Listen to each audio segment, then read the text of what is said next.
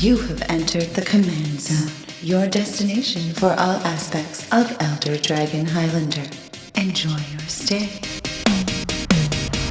If you're lost, you can look and you will find me. Time after time. If you fall, I will catch you. I will be waiting. Time after time. Time after time. We rarely harmonize, but we did it that time. Yeah, we nailed that time. All right. That time after time. It's time. Mark off the timestamp for those of you that hate it and comment it below because the show is beginning.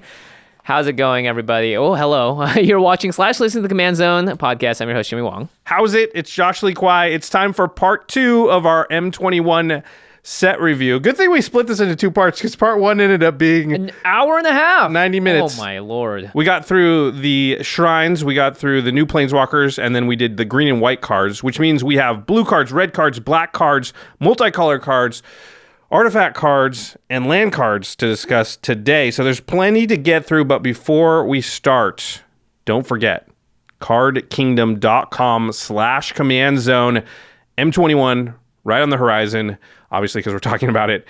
You can pre-order all that stuff right now so that you'll have it the weekend that it all comes out. Mm-hmm. And there's a bunch of cards in this set. For a core set, there's a lot more stuff for Commander than normal. A lot of stuff you want. Of course, Jumpstart, also right around the corner. Double Masters coming up. Oof. Ikoria C20. There's tons of stuff that's come out in the last just like couple of months. So if you're like us, I mean, I'm assuming you're like this, Jimmy. There's still a ton of stuff I haven't got my hands on. Nope. So cardkingdom.com/commandzone, you're going to buy that stuff anyway. Just use that affiliate link when you do. Well, one thing I really like to do when I'm on cardkingdom.com/commandzone is just scroll through their singles, scroll through what they have. And a lot of times stuff catches me off guard. I'm like, oh, right, we talked about that card. Jeez, it feels like a year ago now. But yeah, I meant to get it. Yeah, here we go. I'll buy a copy now. Or they have a foil, whatever it is. And also, cardkingdom.com/commandzone has a lot of UltraPro products, and UltraPro is definitely having a field day because there is so much new stuff, so much great art.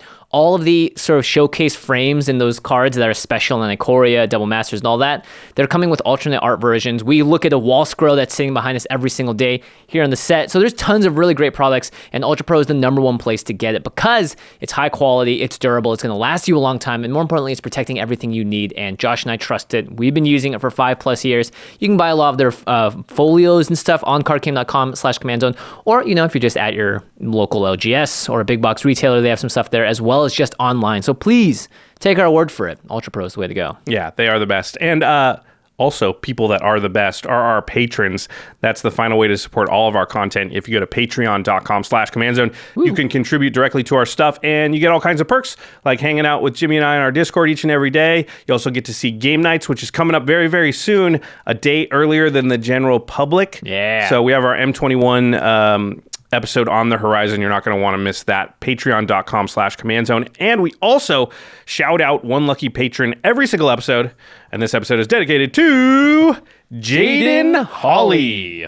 Jaden, you rock.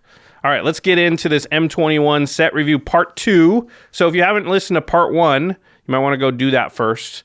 Although I guess they don't have to. Yeah, I guess, yeah, it doesn't really matter which order you do. Also, we did all the new legendary creatures, all the new commanders in another separate video. So this is like a 3-part set review now. So if you're looking for legendary creatures, we're not going to talk about those today. You need to find that video, which is 2 episodes ago. Okay, let's talk about, well, let's just jump back into the colors here. We did green and white, so blue is up next. I had an interesting idea for this, Josh. Okay. Because blue's your favorite color, and red's my favorite color. Yes. Let's see if we can guess how the other person thinks about these cards, and then we'll talk about them normally. Okay, sure. Okay, sure. All right, so the first one up is one that's making the headlines. It's Discontinuity. It's 3 blue, blue, blue for an instant, and it says, as long as it's your turn, this spell costs 2 blue, blue less to cast. So it actually reduces the mana cost from 3 blue, blue, blue to 1 in a blue. And the card just says, end the turn. So to specify what that means, exile all spells and abilities from the stack, including this card. The player whose turn it is discards down to their maximum hand size. Damage wears off, and this turn and until end of turn effects end. So this is a card. Yeah, this is a time stop Sundial of the Infinite effect. Okay, well let's see you predict what I think about this card. I think I think Josh really likes this card. This card is really powerful because of the modal ability. There's two ways to cast it. One in the blue on your own turn to end your own turn is an effect that you sometimes want to do. And Josh, or I guess me, put out a video talking about Rune of the Hidden Realm. Hidden Realm. I was going to say of the Fomori, but that's Ruhan. And I think this card works well with those types of effects as well, right? Yeah, I mean, we talked about how with Rune, there's now kind of a loophole in the system where you can exile somebody's commander permanently if they kind of make the wrong choice. This can do that. There's also a ton of just general usage. You're right. I like this card a lot. The fact that you can get this effect so cheaply, because Time Stop is sort of the closest equivalent to this, right? And that's 5 mana? 6 mana. 6 mana? Same 6 cost, mana? but it's only 2 blue pips, so it's quote-unquote easier to cast. Right, it's 3 blue, right? Or no, sorry, 4 blue. Right. But you often do use this effect on your own turn because you're doing shenanigans with it. Like, I guess for people that don't understand this effect, what you're looking for is cards that say they do something and then at end of turn they have their downside. Yeah. So like exile it or do whatever. Yeah. So like Geist of Saint Traft creates an angel, and then at end of turn you sacrifice it or whatever. Until end of turn, that the time stop discontinuity stuff doesn't do anything about it. So if you giant growth your thing and then you end the turn, it doesn't stay with +3/+3 forever. Right. But if you do the Geist of Saint Traft thing, you keep the angel forever because that's an at end of turn thing. Right. So what are some other cards that we like here, Jimmy? The big thing to me is like outside of the end of turn shenanigans, which I love, Sneak Attack is a card that works very well with it. Sneak Attack is so good with you it. Keep them. You keep the cards. So just cast all those things for 1 mana each. Yeah.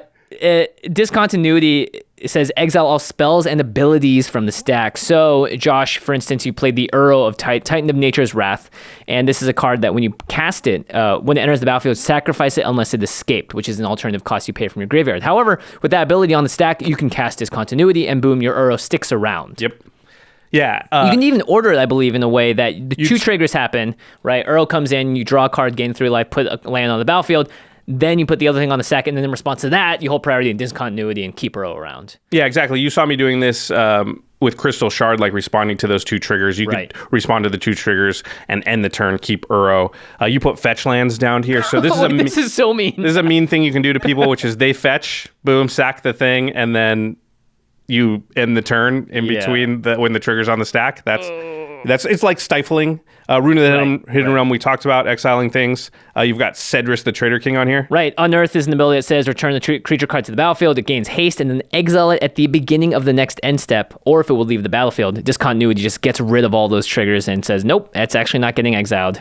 Myriad is a good mechanic with end the turn effects because it creates tokens that go away at the end of combat. Mm-hmm. So what you do is you cast all your spells you want to pre-combat main phase, leave enough open for discontinuity, go to attacks. Let's say you have Blade of Selves on something that creates a token copy of that creature attacking each of your opponents, and then depending, you could even do this before blocks if they could block and kill the thing, or you can do it after the damage is done. After the damage is done, trigger goes on the stack to exile those tokens, and you go end the turn. I'm going to keep those tokens forever. Right. If it's not like a profitable attack, but you just want 2 or 3 more copies of a really good creature. Yeah, or you get ETB effects on it or whatever. Right. Ooh, also, there are creatures that just natively have Myriad, so you could use this with those. We can't possibly go through... Oh, wait, I want to go through one more. The Final Fortunes of the World, Jimmy. Oh, yes, that's right. Cards that say if you take an extra turn, then at the end of that turn, you lose the game. Right. No, well, that's an at the end of turn trigger, the lose the game part, and you go, okay, well, I'm going to end the turn before I would lose the game. Yeah, you're exiling that ability. It's on the stack. You're like, nah, no thanks. And we should be clear that, for those effects, you need to wait until the trigger goes on the stack and then end the turn, because otherwise it'll want to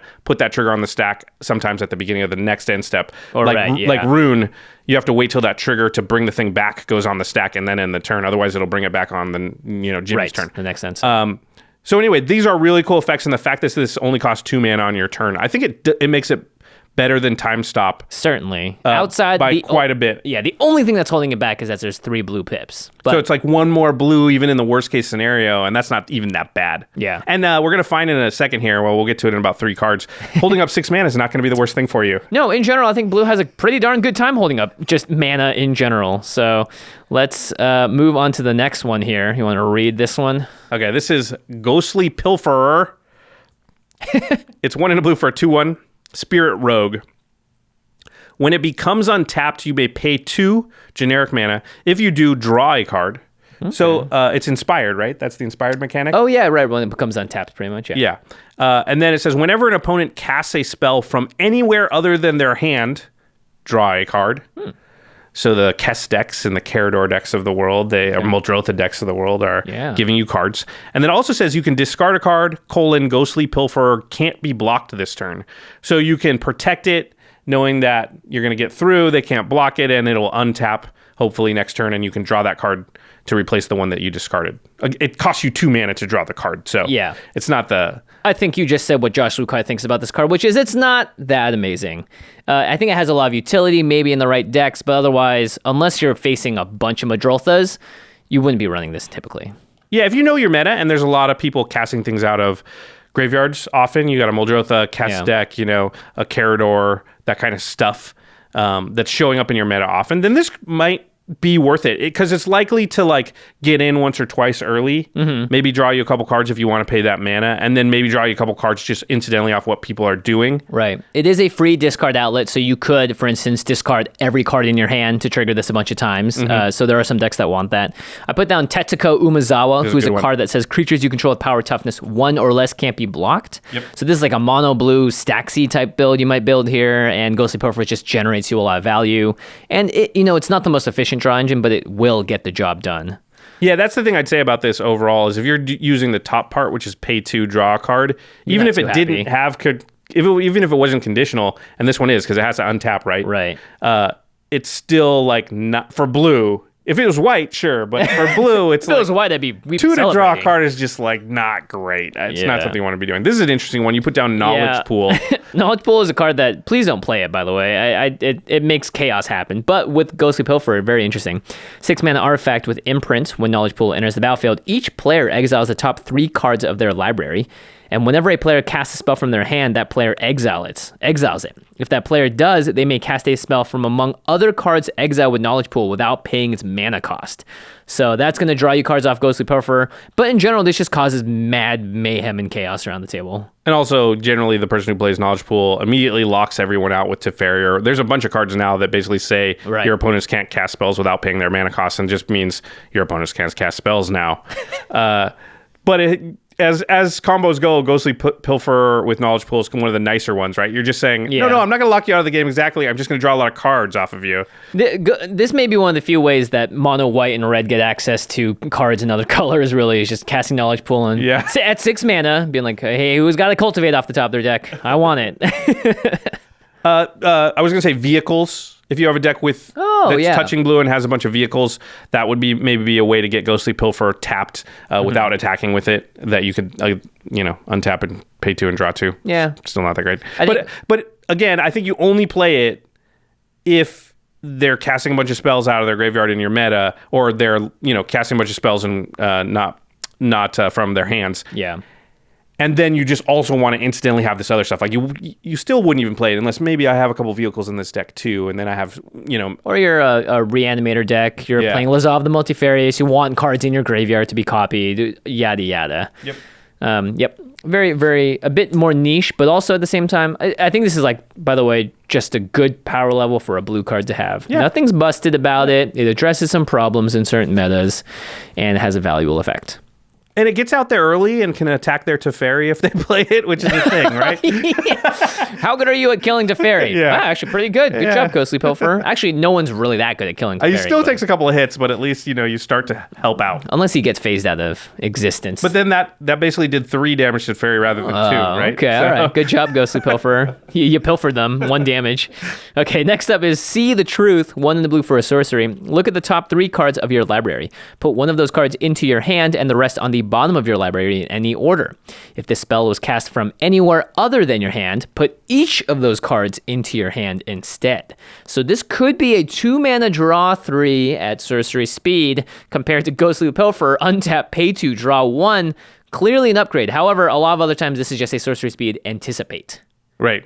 What do you think I think about it? I think Josh thinks this card is actually pretty good. You just got to have the kind of deck that really empowers it to only, like, you don't want to play this for 2 mana, draw 1, look at 3 cards.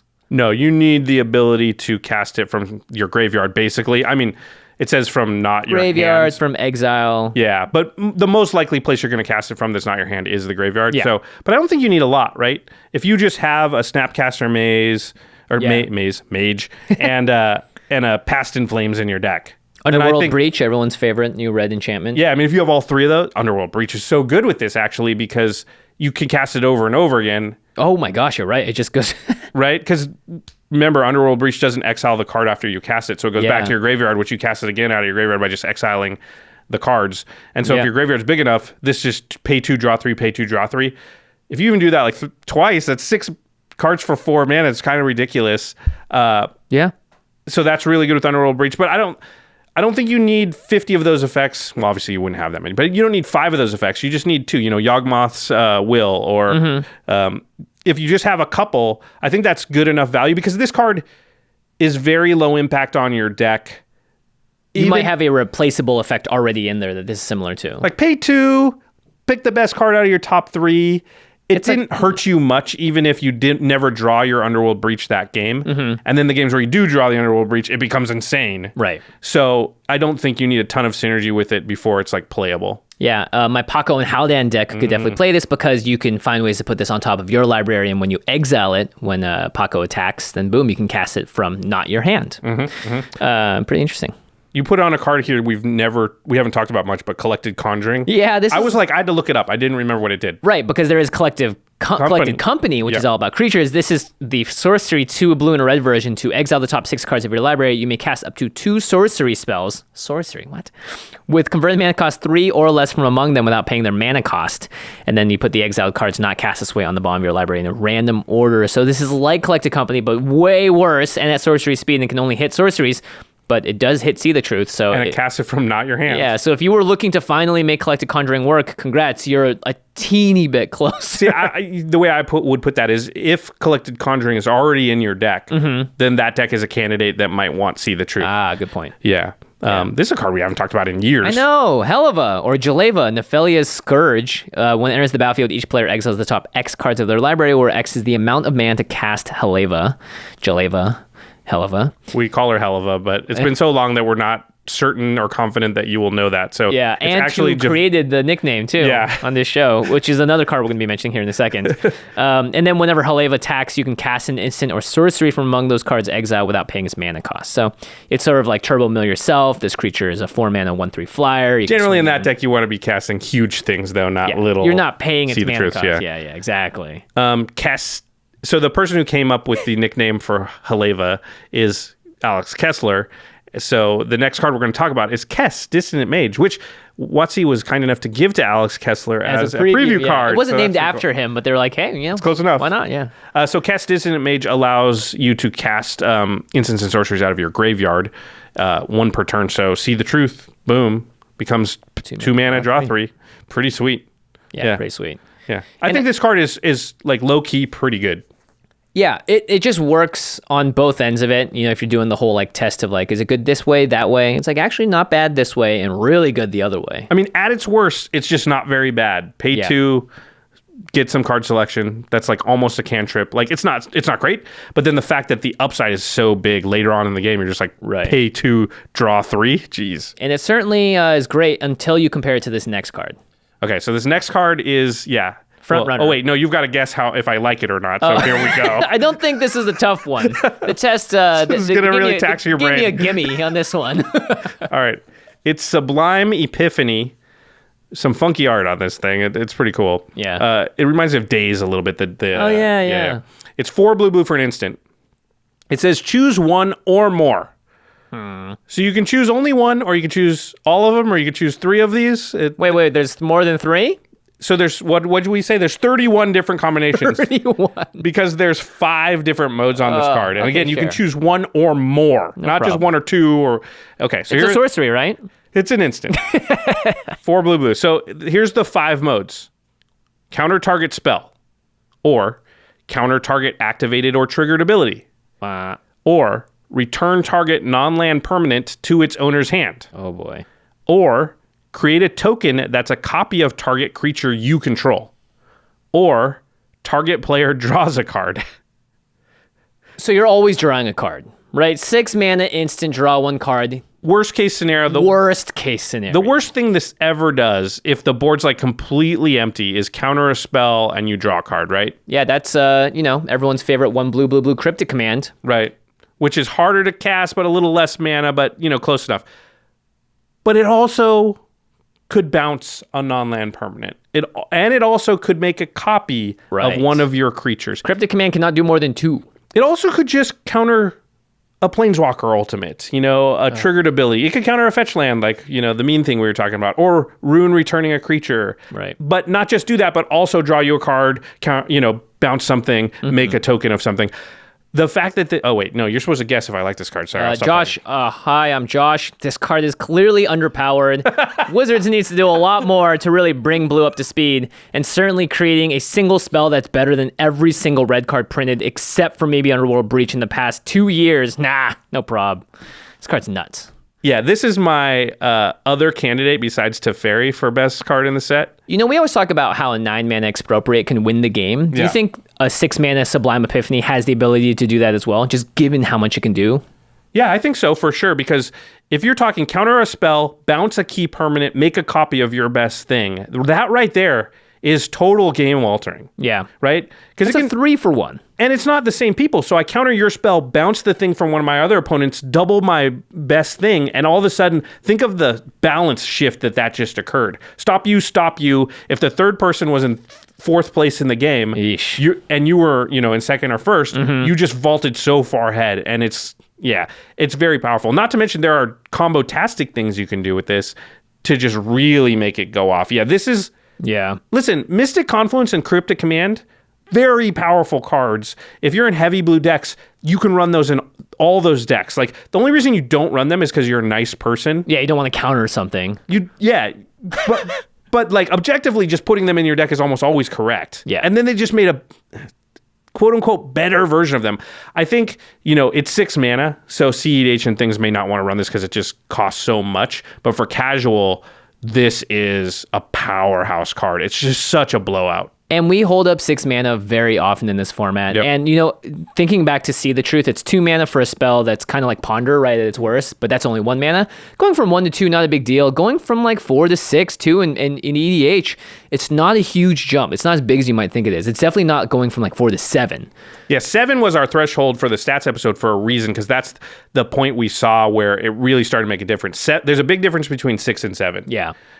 Once you get to 7, that's kind of the high CMC stuff. If this was 7, I would feel a little differently about it. But 6, I still feel good at 7, though, right? Yeah. But 6 is just below the threshold where I think you can find spots to hold this mana open and cast this most games. And if you hold the mana open for this, the downside of counterspells is nobody plays anything that you want to counter, and then you kind of are like, I didn't want to cast this, and I just wasted the mana. I didn't use it for this turn. Right. Worst case scenario on this is bounce something, make a copy of your best thing, draw a card. For 6 mana, that's still pretty good. Yeah. And you have to be a little careful. Don't target it on things that can get fizzled. So someone could return their own creature with a crystal shard or sack it to something, so you just have to be a little careful of that. But still, even at its worst, this just has so much, right? You're already in a blue deck. You're going to have, if you don't cast Sublime Epiphany, maybe it's 2 other things from your hand that draw you a card, do something else. Maybe it's you've got other options. Yeah, you have other options. Sublime Epiphany just feels like one of those cards that we'll have to just be very aware of and play around for the duration of the format. Because 6 mana also, you have access to a Torrential Gearhulk. It's so good with Torrential Gearhulk. Because it enters the battlefield. You can cast an instant or sorcery or an instant without paying its mana cost. Well, from your graveyard. From your graveyard. So Torrential Gearhulk's down. You cast Sublime Epiphany. All the effects go off. You create a copy of the creature you control. Is Sublime Epiphany, is it in the graveyard yet? The original Sublime Epiphany? Yeah. Well, why not do it again? Yeah, because I just made a copy of it. So bounce 2 things. Pretty sure that's how it works. Yeah. Yeah. It'll exile it the second time, right? Right. Because, but still. Remember, you do have to copy modes when you copy things, but not when you recast it without paying its mana cost. Right. This is going to come up in a minute because we're going to talk about copying it. Because another really good combo with this is Dual Caster Mage. Yes. Dual Caster Mage is a 1/red 2/2 flash. When it enters the battlefield, copy target instant or sorcery spell. You may choose new targets for the copy. So you have to choose the same modes, but you can choose different targets. This immediately goes infinite because you Sublime Epiphany, and with Sublime Epiphany on the stack. Now, you do have to have something to target. A token or a creature on the battlefield that you can target.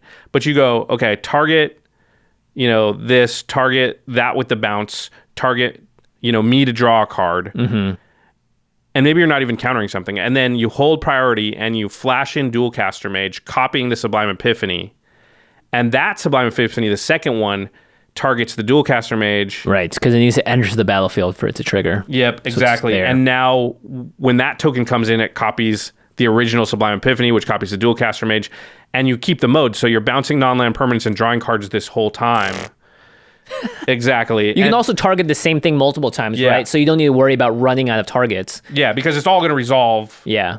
And then you can even mill people out this way, right? Because you could target them to draw the cards or whatever. Like once you've got the infinite loopy thing going, right? You don't even need non-land permanents to bounce. You can just be like, I'm just going to do You can just do token and draw a card. Yeah. So you don't need to worry about unbouncing everything and then fizzling the other copies. Wow. Yeah. So, okay then. 9 mana win the game. Yeah. Lutri would have worked with this too, but is banned. Naru Meha is another blue card that does the same thing as Dualcaster Mage in this Costs instance. a little more. Yeah, and can only target your own stuff. But mono blue, if you're playing that deck, boom, you have an instant win now with you have a 2-card combo instant win in your deck. Now, that's a lot of mana. It's 10 or 9 mana, and we already know that, like, oh, sure, Expropriate just all by itself will win you the game in that situation too by just casting the one card. But it's still, like, the fact that this card is so good but also has synergistic combo stuff that can go on, but also, like, you don't care. I think if you just cast Sublime Epiphany, you're always going to be happy. Yeah. And then sometimes you also combo it with stuff and you get even more happy. It also bounces permanents, and it can be permanents you control, so you could do it with, like, Eternal Witness to get itself back, right? Make the copy of the Eternal Witness, get it back out of your graveyard, hold it open, whatever, like... There's just a lot of stuff that happens here. Archaeomancer is already a card that I think people should play a little more of, especially now that we have all these Reality Everwise decks running around. So many wheel decks. Things are going to be in your graveyard. You're going to want to find ways to get it out. And now you have Sublime Epiphany to just make things even stronger. You can either bounce the Archaeomancer back to your hand or create a token copy of it, get the Epiphany back right then. Yeah. All kinds of stuff you can do. Mnemonic Wall will work with it too. There's going to be a card, I think, Sublime Epiphany, that once it's in the blue player's hand in the game, they're going to be able to recast it multiple times in that game. And it's going to be a real slog just being like, crap, they always have that in their hand and they always have the mana up and this is just a pain in the butt. How many times do we have to beat this card to win the game type thing? Yeah. So very strong card. Good job. Good job. This next card's pretty strong too. Let's be real. I know, right? Jeez Louise. I mean, Jimmy, what do I think about this card? It's Teferi Ageless Insight. 2 blue for a legendary enchantment. If you would draw a card except the first one you draw on each of your draw steps, draw 2 cards instead. All right. Would you pay an extra mana for this, Josh? Would you pay 5 mana to play this card? I've paid 5 mana for this card many times. It's called Alhammar's Archive. I didn't even know this has a life gain clause on it. I just thought Alhammar's Archive it is the same effect. Yeah. This is obviously very good. It's in mono blue now, so I mean, like, typically you're going to be playing blue in the deck that would want the Alhammar's Archive type effect. So it's just great. It's a redundant effect. If you have both this and the Alhammar's Archive out, you're drawing lots of cards. I mean, we've all seen the person wheel with Alhammar's, right? Like, that's happened to everybody now at this point, and it's devastating. Yeah. So the fact that the blue players, who also are the wheel players, have another Alhammar's Archive in their deck that's even cheaper. Yeah, here we go. And there's a lot of wheel decks now because they're really, really good. Really good. Like Reality Everwise Thanks, Millie, again. for that, by the way. Yeah. I'm just using it forever now. I was like, it's really, really good. And I was thinking Looney Tunes and all that stuff. The Gavi Nestwarden deck loves this as well. Instead of having to pay 5 for it, now every time you cycle, you're drawing another card. Pretty sweet. Jeez Louise. Pretty good. Yeah. I mean, there's not a lot to say. The Riel, the Everwise we keep talking about. Yeah, let's just read her since we did not read her this episode yet. Yeah, sure. 0/3, 1 blue and a red. Riel gets +1/+0 for each instant and sorcery card in the graveyard. Whenever you discard 1 or more cards for the first time each turn, draw that many cards. So just double it up. Yeah, so you wheel, you draw 14, but you discarded 7, so then you draw another 14. So a 1 wheel draws you 28 cards. 28 cards? Like, insanity, yeah. So, yeah, Braylon, Shabraz, Arjun, the Locust God. Yeah. The new Teferi. New Teferi is really good at this because you loot on everybody's turn. Oh so my you gosh, you draw drank 2, discard 1. That's pretty good. Because New Teferi needed some help. All right, so how do we think that blue fared? Don't forget, we've got Teferi. Baron, the Sanctum, and Teferi. So Teferi all by himself. Teferi almost actually pushes, I think, like blue just to an A, yeah. And then you got Sublime Epiphany, Teferi's Aegis Insight, See the Truth is No Joke, Discontinuity. Ghostly Pilferer is like, whatever, but yeah, it's an A to an A+. Plus. Yeah, it's an A. Right, it's hard to imagine a color having more powerhouse cards come out in a set than this. Outside of Baron and Ghostly Pilfer and maybe See the Truth, every single one of these cards is looking to be a staple. Yeah. Yeah. You're going to see Discontinuity, Sublime Epiphany, Teferi's Ageless Insight, and Teferi a lot. And then the Honden Shrine. Sure, thing, yeah, right? the Sanctum. Yeah. Sanctum, okay. Yeah. Good job, Blue. Yeah. You know how we feel about this. That's for sure. Yeah. All right, let's move on to your favorite color. Now, one thing I will say is that if you're looking at the video right now, you can see the number of red cards in front of us is very high. There's a lot of red cards to talk about, which is not generally the case. I would say red and white are generally like the lowest. least. Yeah. We'll usually talk about 6 or 7 from every color, but one will have 5, maybe one will have 4, and those are usually red and white. How many red cards we got? 10 red cards. That's wow. as many. We are starting from this point on. We're going to only talk about 20 more cards. Half of them are red. Half of them are red. So that's a good sign. That's a good sign. I like that. And red has some cool stuff going on in this set. Yeah, this first card actually you should read because I think this is a card that Josh Lee Kwai likes more than Jimmy Wong. All right, it's Brash Taunter, 4 and a red for a 1/1 goblin with indestructible. Whenever it is dealt damage, it deals that much damage to target opponent. And then you pay 2 and a red, and it fights another target creature. 2 and a red and tap it. So you can fight a big creature. It'll deal, it's an 8/8. Yeah. Deals 8 damage to Brash Taunter, and then you go, boom, you take 8 target opponent. Oof, jeez.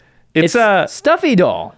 Yeah, but better, right? Yeah, because the fight ability here is actually really relevant. Stuffy Doll is a 5-mana artifact that is also indestructible, has a similar text, but it can just tap to ping itself for 1, right? Mm-hmm. So Brash Taunter here, it's indestructible. It is just sitting there taunting the biggest thing on the planet.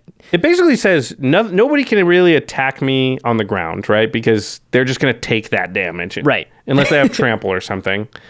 And then it can kill stuff if you could pump it in some way or something has 1 toughness, because it does fight the thing. But even if it's just hold up 3 mana, tap every turn cycle, someone's going to take 6. Yeah. Someone's going to take 8. Yeah, they got an Elder Gargaroth out. Yeah. It's just like 6 damage. Boom, 3 mana, 6 damage to you. And that's if you're in red, so you're going to have some other ways to increase that damage. Right. And that's obviously what this card is very good with. Cards like True Fire Captain and Boros. This is a similar type deck, which is I guess it's the stop hitting yourself type deck, Josh, that you always wanted to make. Maybe it's more of a reality now. Maybe. Whenever True Fire Captain is dealt damage, it deals that much damage to target player. So you've got this sort of effect in now, like, how can we throw damage around other ways? Gideon's Sacrifice is a white instant that does something similarly, where it's like all damage that will be dealt to you or a permanent you control. A permanent you control is now dealt to a chosen permanent instead. So there's like a lot of interesting things to do here with this card. Obviously, Torbran and all those cards are just where you want to be. Because every time it takes 1, somebody takes 2. 3. Also, actually, it's brutal. There's cards, we didn't write them down, but there's like Pariah. Oh, right. That is the same thing. When you take damage, it deals that much. The creature takes the damage instead, basically. So it's just going to constantly, any damage you take, funnel it into Brash Taunter, which you funnel out to other things. Right. Repercussion. This card, by the way, it just keeps getting better and better, and it seems like Wizards is just going full on into the let's do damage. Yeah. Let's just hurt people. Colossus is actually really good here because at the beginning of your pre-combat main phase, you exile a target card from a graveyard. If it's a land card, you add red or green. Otherwise, you gain 2 life. It deals 2 damage to each opponent. So you're just creating the deck that's just like Brash Taunter can fight the Colossus and then do a bunch of damage to everyone. Everyone's just taking tons of damage. Oh, that's true. You could fight your own things. I didn't even think about that. So if you were like in a Xenagos deck or something, double its power, attack with it, and then fight it with the Brash Taunter and throw that damage also. I didn't even think that about fighting your own stuff. So you can put big creatures in to guarantee you always have big stuff. Yeah. It's also good with like Blasphemous Act. Doing 13 damage to each creature on the battlefield. Yeah, so boom. Oh my 13 gosh. yeah. Kills everything your Brash Taunter stays alive. Someone takes an additional 13 on top of that. We'll be talking about this card later, but Fiery Emancipation or any damage doubler here is going to do a ton. Damage tripler in this case, my lord. Star of Extinction, a board wipe that just kills everyone with a ton of damage. Oh, that's actually just like Blasphemous Act, kind of. Yeah, someone's taking tons of damage here, so... Yeah, I like this card quite a bit. Originally, I was like, it's a 5-mana 1/1, but the fact that it's such a good blocker, I think actually, and then it also has additional utility of being able to like get the damage going itself. Maybe I wonder if this goes in my Tim deck. Because it does have a tap ability. It's a tap ability, and this is the kind of one that sometimes you just threaten lethal. Someone. Someone gets down to 10, someone's like, go to combat, my creature's here. I have a Paco that is now a 12/12, and you're like... I could just kill you with it. Doesn't need to get taunted because They're flipping the cards off everybody's deck and hoping they get only creatures because they can't afford for it to get bigger. Yeah. So what do you think Jimmy thinks about this card? I think Jimmy likes it a lot. Jimmy likes it a lot, but not as much as Josh. Yeah. Because this is just not Definitely the thing more I'm of a normally doing. shenanigans card. Yeah. That word's been taken from us. All right, next up, Chandras Incinerator. This art's kind of funny. It looks like something that was drawn like 15 years ago. I actually it's when you look at it, then you look at it again, you're like, oh, that's what it is. It's one of those. Yeah, I like this a lot, though. I like the throwback arts or styles. 5 and a red for a 6/6 creature elemental. This spell costs X less to cast, where X is the total amount of non-combat damage dealt to your opponents this turn. So with Brash Tantra, this could just cost red very easily. It's got trample, and whenever a source you control deals non-combat damage to an opponent, Chandra's Incinerator deals that much damage to target creature or planeswalker that player controls. So anytime any source of yours deals non-combat damage to an opponent. So again, Brash Tantra would work, burn spells, any of those blasphemous act type spells we said, and then this card does that much damage to a creature or planeswalker. So it's just sort of like kind of damage doubling it, I feel like. Yeah, it can't throw the damage back at players. It only turns player damage into like removal, right? For creatures and planeswalkers. But you're right, it has a lot of usages because anything that's non-combat becomes, or anything that's non-combat at players becomes like, removal, which can be really, really good. Is even like Nekusar or something, right? Because that's non-combat damage, and you just, I'm going to kill these little things on the board. I'm going to kill these Oracle of Moldias and these Timnas and crap. Yeah, draw one card. Okay, ping that thing for one. Yeah. Drawing another card this turn, that thing's going to die now. Yeah, exactly. So there's a lot of incidental ways, and then obviously you can do bigger things that are going to make it do more damage. This is the card with Repercussion that's crazy, right? Yes, because now, Repercussion, whenever a creature is dealt damage, Repercussion deals that much damage to that creature's controller.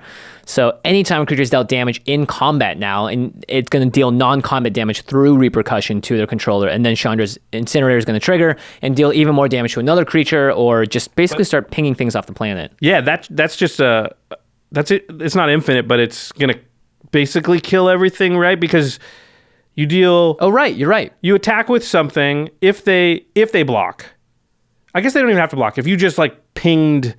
Because it's Repercussion doesn't care about combat damage, right? If a creature is dealt damage, Repercussion deals that much damage to that creature's controller. So Repercussion's dealing damage. So let's say you just had a Tim for 1 damage. Tim their creature. Repercussion says, boom, hit the controller. Chandra's Incinerator says, that's non-combat damage to a player. I'm going to hit a creature. You hit the creature, and that says, Repercussion, hit the player. The player, Chandra's Incinerator, oh, that's non-combat damage. Hit the creature. Oh, I'm going to hit the player. And then you just do that and kill every creature and probably kill most of the players on the board, depending on how many creatures are out. Yeah, you can do a lot of damage with this, obviously, when the creature dies. But hey, look, if they have an indestructible creature, stack all the damage on that thing, and then that's an infinite damage loop to someone right there. This is also, we talked about, I think we noticed as we were talking about the last card. Yeah. Klothys is another, this is where Klothys should be mentioned, not for the Brash Tantra, because it does the damage to the player. Right, it's just non-combat damage, and then it's going to trigger a Chandra's Incinerator. Yep. And so you can just kind of go back and forth. And even Klothys playing this on turn 3, turn 4, this now costs 2 less because Chandra's Incinerator. Actually, no, it costs up to 6 less if you have 3 opponents, because it's the amount of non-combat damage dealt to target your opponents this turn. Your opponents this turn. Yeah. So it'll only deal 2. Oh, this is weird wording. Because Klothys is going to deal 2 to, let's say, 3 different players. So that's 6 damage. That's 6 damage. Incinerator costs red. Right. But then when it deals the 2 damage when it's out, it says whenever a source you control deals non-combat damage to an opponent. Right.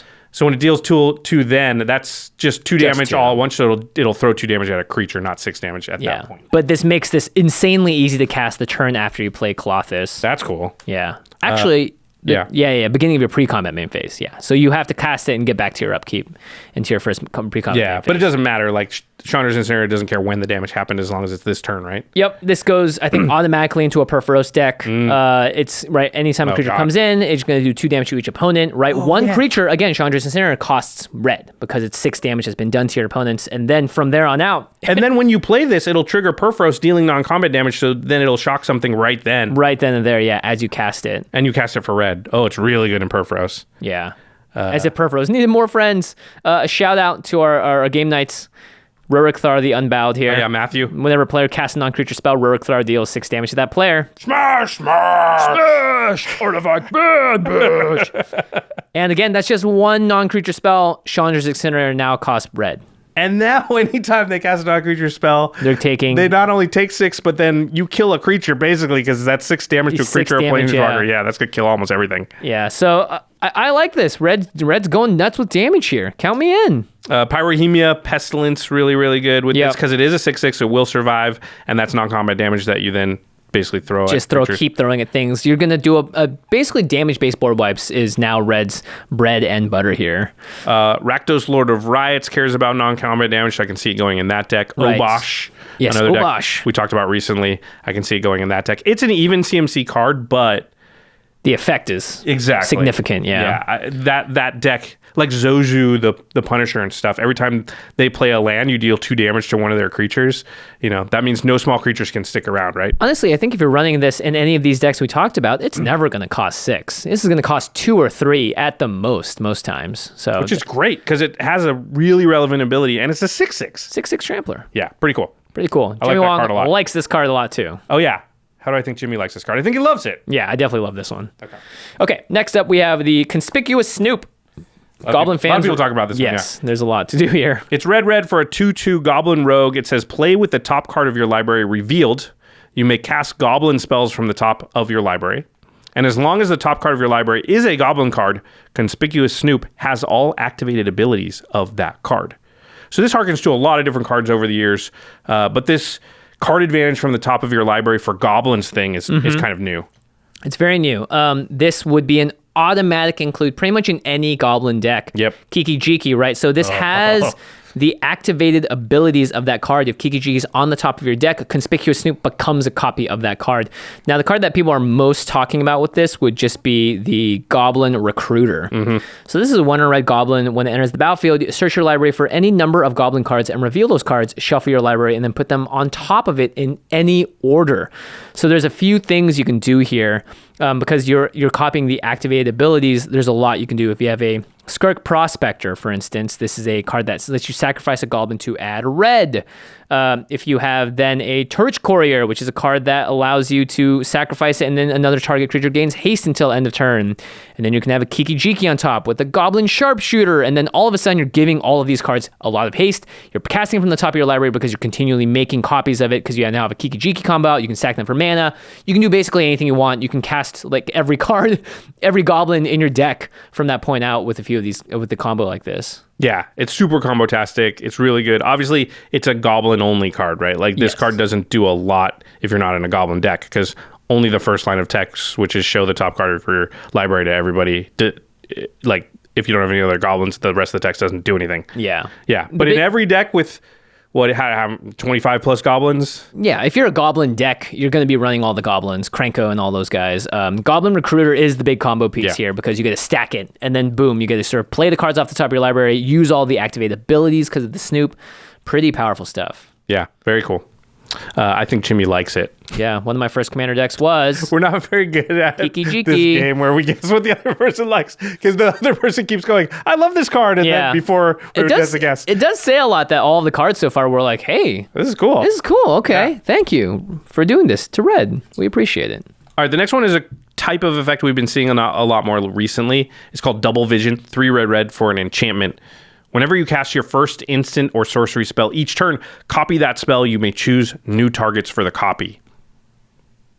I'm gonna guess Jimmy likes it but doesn't love it. This isn't necessarily your type of deal. I think it's a tiny bit overcosted, but at the same time, this is an enchantment that is going to stick around for a while. Typically, I'm not playing these types of effects that much, right? I'm the type of player that if I run Dual Caster Mage in my deck, it's so I can counter your counter. Right. It's not so I can like combo off with my Sublime Epiphany. Yeah, I'd rather win in a silly way, than just, okay, hey, I did 1,000 damage to everyone. Does the everyone stack live? Interactions get really complicated with cards like this because forking forks is usually what it's forking awesome when you do it, but at the same time, it can be forking confusing. Yes, very much so. We talked about this a lot when we talked about Calamax and that deck, so I don't know if we want to retread all that ground, but I think anybody who's watched our show for a bit knows that we'll just brush over it fast here. Yeah, that forks anything that's going to automatically fork stuff. Usually, when you add a fork to that mix, you add something that copies to it. Now the thing that's copying things gets copied and it targets the original thing that was copying things and makes another copy. And this is a way to just really quickly create infinite copies of the copy effect. Yeah. And then now all you need is a way to weaponize that. And there's things like Calamax, there's Ral, Storm Conduit. There's a whole bunch of ways now to basically say, oh, if you can create infinite copies of a thing, you can win the game off that. And Double Vision is just another way to sort of get that going, I guess. Yep. So some of the heavy hitters in this category, Calamax the Storm Sire, Lightning Butt, Ral the Storm Conduit, Fury Storm, Cast Distant Mage, Vile Smasher the Fierce here. Interesting. You could really just get a bunch of big spells, right? That's less forking your own thing and more just just like Feather players are really excited about this. Yeah, Feather, because everything you cast, you get two of it. And you cantrip twice, you get the card back. I don't think it's actually that good in Feather, though, because you don't want to pay 5 mana. True, at that point. Generally, you're like, you want to kill somebody once you get to like Feathers out, you have 6 mana. Yeah. In general, though, this seems like a decent card here, and I appreciate what it's doing. I mean, here's the thing. If somebody casts Double Vision and passes the turn, you got to kill them or kill Double Vision. They'll win on their next turn. Yeah. Almost every time.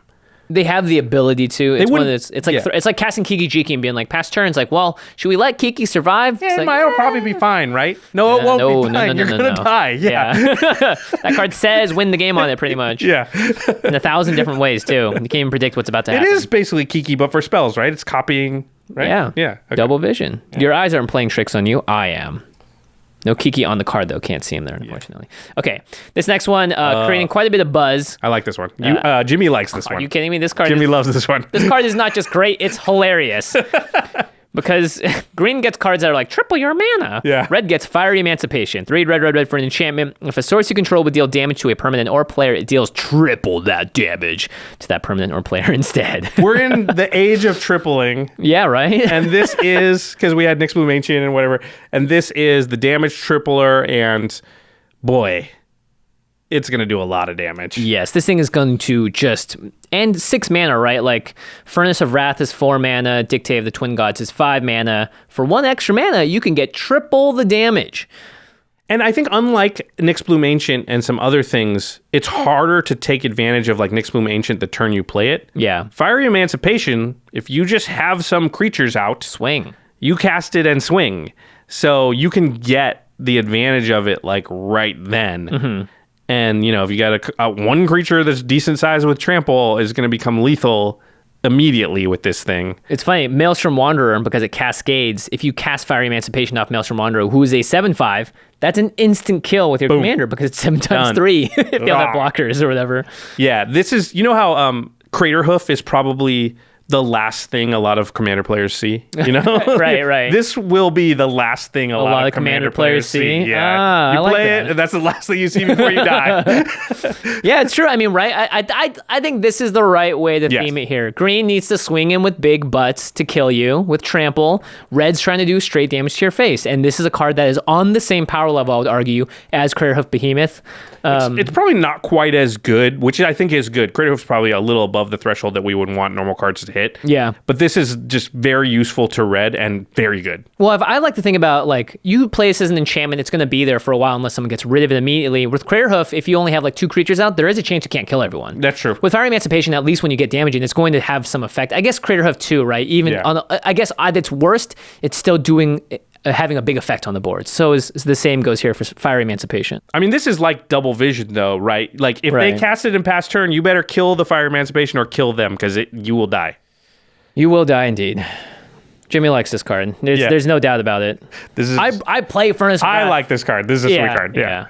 All right, let's move on to the next one. Oh, another sweet card. It's Terror of the Peaks. It's 3 red for a 5/4 dragon, flying, of course, but not legendary. It says, spells your opponents cast that target Terror of the Peaks cost an additional 3 life to cast. And then whenever another creature enters the battlefield under your control, Terror of the Peaks deals damage equal to that creature's power to any target. So if you play a 4/4 with this out, Terror of the Peaks hits something for 4. Any target. This is Warstorm Surge on a creature, costs 1 less mana, and is a 5/4 flying dragon with really sweet art. And that's actually, you know, a little hard to remove. At least they're going to have to take some damage to do it. Yeah, that's right. It costs an additional 3 life to cast, so it doesn't work with Fiery Emancipation. No. But I think this card is just great. Again, I mean, the other side works with Fire Emancipation, though. Will deal triple damage. When you deal triple damage, yeah. I mean, look, whenever another creature enters the battlefield under your control, you play this in your Perforos deck for sure. Now you're making 20 low tokens. They're doing 2 damage each, and the tokens are doing damage through Terror of the Peaks as well. It's like this thing's sitting there just spitting out fireballs. Oh, yeah, that's what it's doing, right? It's like... I don't know what that has to do with creatures coming in. They're like, fire! Or it's just so stoked that its friends are here. It's like, yes. And it's any target, so that's pretty sweet. In general, just being able to do it. If it was only the creatures or planeswalkers, it'd be a little worse. It'd still be good. But this is a 5 mana dragon. I think that makes it like close to Perforos power, though, because Perforos can't target creatures and stuff. Oh, right.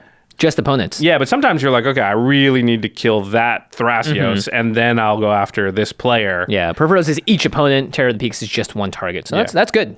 Yeah, good. Pretty powerful. I think like if you have a dragon deck, you just play this. Lathlis is a perfect include because you get a 5/5 with Terror of the Peaks when it comes in, so it just does that damage immediately. Utvara Hellkite is just pooping out dragons left and right. You're just doing tons of damage. The Ur-Dragon. Oh, this goes infinite with Seki Season's Guide, which is a green card. It's 5 green for a legendary creature Spirit 0/0. Enters the battlefield with 8 +1/+1 counters on it. If damage will be dealt to Seki, prevent that damage, remove that many 1/1 counters, and create that many 1/1 colorless spirit creature tokens. And then you can sack 8 spirits to return Seki from your graveyard to the battlefield.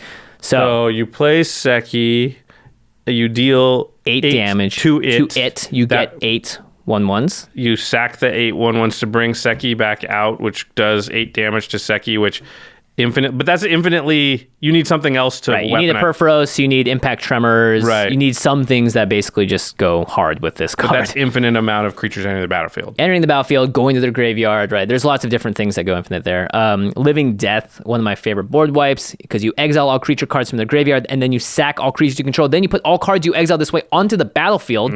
So you just order it that Terror of the Peaks is there, and everyone slaps it on the way in, like it's a freaking football game, and they're getting tagged in. Yeah, if you do the Living Death thing. Like special teams! Yeah. And there's so many cards you can put into Obosh now, Josh. Yeah, because it's an odd CMC. So with Obosh, it deals double the damage when you play a creature, which is pretty insane. And actually, it'll deal even more than... it'll deal double, Yeah, double, yeah. This was another Azuri's Predation. Target, oh gosh. Because with Terror of the Peaks out, Azuri's Predation, you make 7, 8, 9, 4/4s. Boom, that's 36 damage that Terror of the Peaks gets to throw around. And those triggers will go off before the fight thing, right? Right, for each creature your opponents control, create a 4/4 green beast creature token, and then each of those beasts fights a different one of those creatures. I believe the creatures entering the battlefield and the fight triggers come at the same time. I'm not sure. Or I think the fight might have to resolve first, actually, because you have to resolve the entirety of the spell. I'm not sure. We're not judges. But either way, you still get all that extra damage to throw somewhere. You know you do. You just kill them before they fight any of their creatures. And you get all the 4/4s. Hey, cool. This you can also get into those Gravecrawler loops. Yep. Right, where Gravecrawler can't block. It's a 1 mana 2/1, and you can cast it from your graveyard as long as you control a zombie. So you cast it, sack it to Phyrexian Altar, cast it, Terror of the Each Peaks. time it's dealing the damage, the 2 damage to your opponents. Yep. Kills everything. Works with Perforos too. And then we have our favorite Hornet Nest and Sporeweb Weaver that we talked about last time. So just give those indestructible, and you make a lot of little 1/1s. Yeah, because that's an infinite amount of tokens with either one, and infinite life with the Sporeweb Weaver too. Because if they have indestructible, here you get Basri Ket out, +1 it, boom, give them indestructible. Terror of the Peaks, you make a spider that deal the 1 damage back to the thing. It makes another spider, deal the 1 damage, make another spider, gain the infinite life. Give it haste, swing out with a bunch of spiders. Yeah, the Hornet Nest Sporeweb Spider combos are just everywhere. They're really good too. That was the first thing I thought of. It's funny how you're doing these set reviews, and like you come up with a combo or an idea, and then you keep seeing it. Yeah, because it's the forefront of your mind, not because it's actually good, but it's like, oh yeah, that would work again here. Oh, it would work with this card. Oh yeah. Yeah. In this case, because every single card that's read here is pretty much pointing towards the same direction, which is just do lots of damage, all these combos are just very obvious. So I think Jimmy likes that card. Yeah, I definitely do. It's a dragon too, putting it straight into the old Drago deck. All right, here's the next card. It's called Traitorous Greed. 3 and a red for a sorcery. You gain control of target creature until end of turn. Untap that creature. It gains haste until end of turn. Add 2 mana of any one color to your mana pool. So you have to have 4 mana to cast it, but it rebates you for 2. So this is a 2 mana threaten effect. Yeah. A 2 mana treachery. 2 mana act of treason. So, I mean, 2 mana is pretty good. At what point is it efficient enough that you would play this without other synergies in your deck? I think this effect is underrated. I've won games with this type of effect. Sometimes it's just one creature, too, that's holding you back. If you switch control of an Elish Norn, guess what? You get the plus and they lose it. And a lot of times that'll flip the whole game and you kill somebody right then where you wouldn't have. A lot of times, too, like, you could attack, but you just need a little bit more damage. You take out their biggest blocker and swing at them with it. And that's a lot. You know, that's a 15-point life swing. It would have to be 16-point life swing or whatever. And so I think, 2 mana is getting close. Like, if it was 1 red mana threaten, I think you'd always play it. Yeah. So is 2 mana threaten close? I think so, because one, you can change. Let's say you're a deck that wants to be able to sometimes cast a little harder cast things. Maybe that 2 mana is relevant. Right now, it's a 2 mana effect, and you have 4 other lands that are untapped. So you get that. You can tap now for 6, basically, for something to cast something else. It also any color of mana, so it can fix you there too. Yeah, exactly. And I think red, in general, you're playing more sack outlets in red type decks. So you steal the card and sack it. That's like kind of the ultimate combo move with threat and effects. It is sorcery speed, so you have to look at cards. Like you wrote down Ray of Command, which is a blue version of this. It's 3 in the blue for an instant to do that same thing. That's the closest playable threat and effect that I have played sometimes. Right. And it's because it's an instant. And I was curious, the comparison of these two cards. Because instant makes it a lot better, right? Because you can steal somebody else's card, block with it. And 2 for 1, your opponent's. Jeez. So I was curious, is it better than Ray of Command? Because Ray of Command is real fringe playable. It's good when it's good, but sometimes it does nothing. I think I can see this being played, but I do think you want to be the kind of deck that can do something with the creature other than just hope it gets their last blocker out of the way. So you want to sack it, you want to fling it, you want to do something to it. Yeah, that's a good point. If you have, how many sack outlets? 4 or 5 in your deck? This probably becomes pretty good. Yeah, if you're in a mono red deck, again, right, you got Goblet Bombardment, you have the altars, that's 3 right there. And then you could play Ultra Phyrexia or Phyrexian Altar. And you would play a 2 mana spell that says destroy target creature. That's pretty good. Yeah. And the fact that it also says hit them with it first, or something like that is also good. And also when you're sacking things, you're usually getting something for sacking it too. So it's actually giving you mana or something. Yeah. So I actually like this card quite a bit. And it gains haste at untap, so you can also use activated abilities there too. So I think there's a lot more flexibility with this card. Typically, these are the kind of cards that you kind of glance over, but the fact that it says 2 mana on it, pretty much interesting. All right, next up, Transmogrify is 3 in red for a sorcery. Exile target creature. That creature's controller reveals cards from the top of their library until they reveal a creature card. That player puts that card onto the battlefield and shuffles the rest into their library. So this is 3 in a red, single target removal at sorcery speed for red, and then it gives you or an opponent the next creature in their deck. You can Transmogrify your own thing to know what's coming up, or you can Transmogrify theirs and hope you don't hit anything crazy. Yeah, so it's very similar to Chaos Warp, but it hits only creatures. It's a sorcery, but does exile the thing that you hit. So there's no chance to flip over the thing that you hit, which Chaos Warp can do. And you're guaranteed to get a creature with this, whereas Chaos Warp can sometimes flip an instant or sorcery. And this just goes until it finds the next creature. Yeah, so which makes it more useful on your own stuff. Yeah, I wish it were an instant. I think this is right in that 5 to 6 power level, and it's going to be easily accessible for people that don't, maybe they just want another effect in red that does something similar, or you're the kind of deck that, you're a red-green beaters deck and you want to get the next huge thing out of your deck. But you have to lose 2 cards to do it because you're losing the thing that you target. Yeah, I mean, maybe if you had tokens and stuff, it could be pretty good. The fact that this is a sorcery basically takes it off the table as something I'd be willing to play ever, because the whole advantage you get, or the only way you want to play removals is if it's an instant, so that you can respond when something's attacking you or doing something to you, because sometimes they're not. You don't know who they're going to attack, and then you don't want to use it. And the fact that you have to preemptively at sorcery speed use this, I just don't like it. Yeah, and you could potentially flip over an Ulamog or an Eldrazi, so there are some downsides here. You could make your life worse rather than better. Yeah, so Jimmy Wong does not like this card as much. Yeah, it's okay. Okay, the next one is interesting. It's Volcanic Salvo. 10 red, so 12 mana. Sorcery. This spell costs X less to cast, where X is the total power of creatures you control. All added together, too. So if you have 5 2/2s, this will cost just red.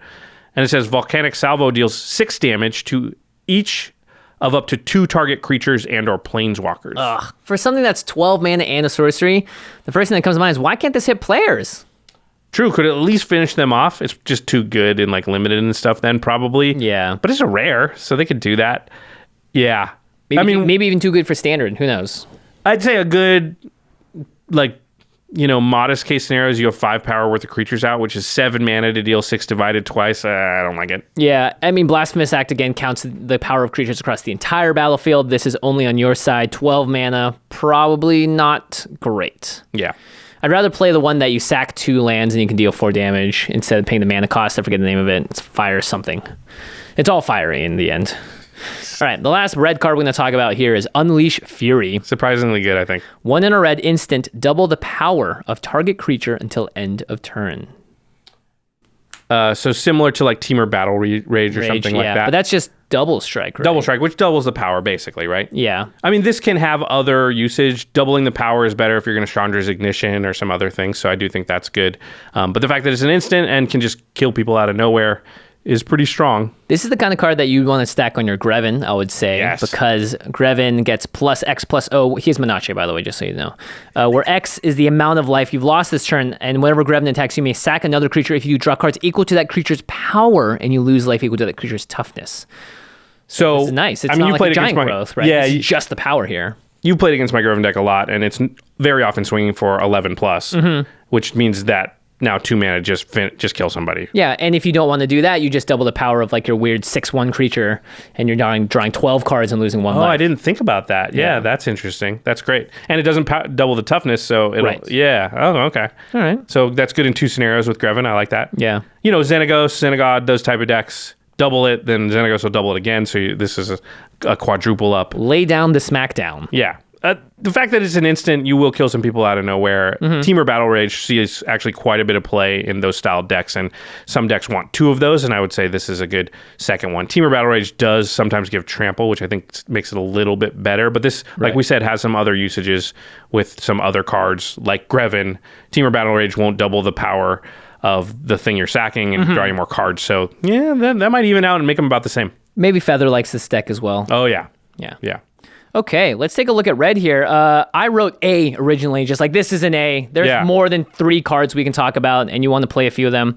I'm going to actually take that down a little bit, just because the last blue was an A, and it's not blue quite was as an good A. as blue. Yeah, it's not quite as good as blue, but I do like that they are. It seems like we're buying into this the direction here that you kind of called out. Actually, we want to do more damage in red, and let's scale it properly, right, for multiplayer, and it feels like that's what the plan they're on. Yeah, I do like the direction they've been going with red for the last few years. I think they noticed that red was weak a few years ago and have worked really hard to sort of correct that, and it's working. Yeah, impulsive draws, their response to card draw, it's more than we've seen for white, and instead of big creatures or big whatevers, it's value goblins and damage doublers and damage triplers and stuff. Yeah, so I like that direction. There's no Teferi level card. There's no Sublime Epiphany level card. Fire Emancipation is probably the closest to that, and it is very good. There's only 1 instant out of these 10 cards, right? Yeah, that's a little bit scary. What do you give it then? You downgrade it to what? I think a B plus. Yeah, I'm gonna say B plus A minus. It's good. I'm happy with where red's at here. Yeah, me too. Yeah, and they got a lot of cards, so that's good too. All right, we got a lot more cards to talk about today. We just went through half of the remaining ones in red alone. There's black, there's multicolored, there's artifact, and there's a single land that we'll be talking about. But before we get there, let's hear a quick message from our sponsors.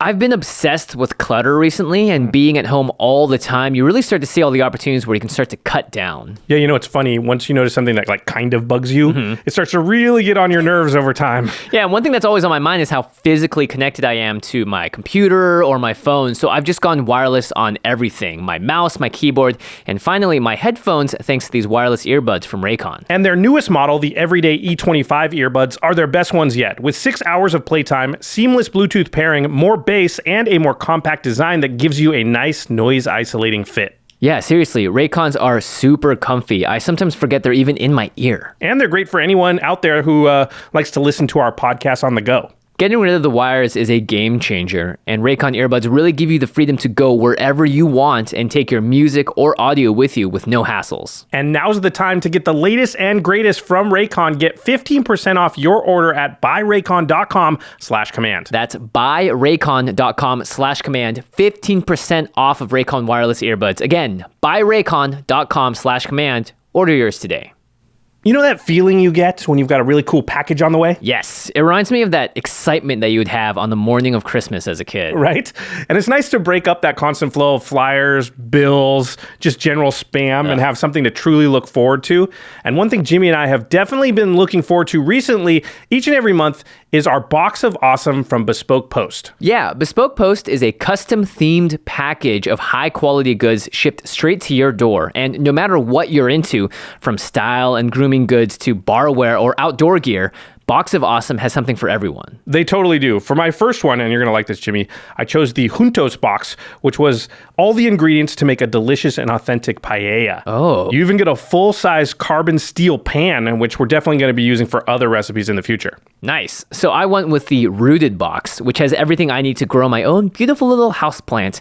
And anything to spruce up my apartment right now is super appreciated. Yeah, I get that. To get started, you out there can even take a quick quiz at boxofawesome.com. Your answers will help them pick the perfect box for you. It's completely free to sign up, and you can cancel or skip a month at any time. Plus, you get 20% off of your first order. So go to boxofawesome.com and use the code COMMAND at checkout. There really are a lot of cool options. Find which one is the perfect box for you. Go to boxofawesome.com, use the promo code COMMAND, and get 20% off your first box.